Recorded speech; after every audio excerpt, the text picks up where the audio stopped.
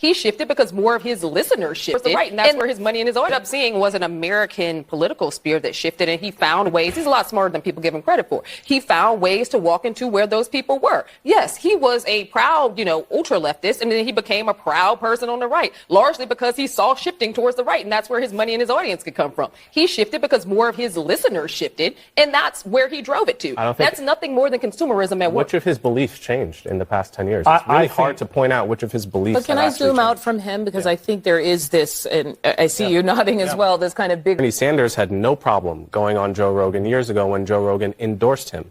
I've been on Rogan's show 3 times. I've probably heard over 100 hours of it in the past decade.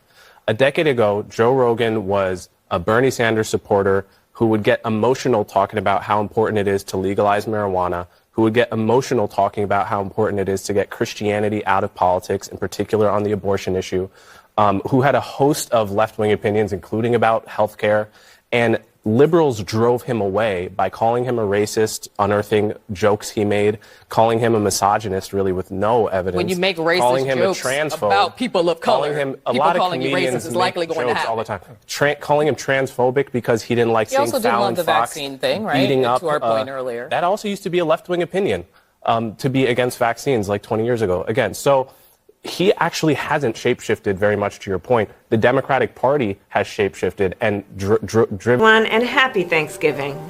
Today we come together to reflect on what we are thankful for and to share our appreciation for one another. Surrounded by family, friends, and those we cherish, we cook our favorite recipes, we share family stories, serve those in need, and give thanks for our blessings. On Thanksgiving, we also express our gratitude as a nation for our service members and their families who sacrifice so much to protect our nation and our most sacred values. We are truly grateful for their service. So again, from our family to yours, Happy Thanksgiving, everyone. Investigate Just this. to be clear, this investigation began under Donald Trump. Okay, and all during, the bottom line is the DOJ said there's nothing there. No, they That's, didn't.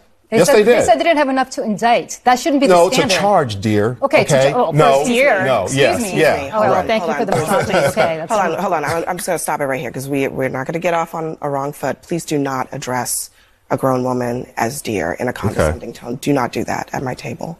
Of the state's clean vehicle rebate program to replace the federal funds in jeopardy. In a statement on Monday, Governor Newsom said, "We will intervene if the Trump administration eliminates the federal tax credit, doubling down on our commitment to clean air and green jobs in California." The governor's office says the proposal includes a state-funded rebate and a potential market cap to encourage competition. The market cap could exclude companies whose sales account for a certain number of total EV sales. The office did not confirm what the market share limit would be.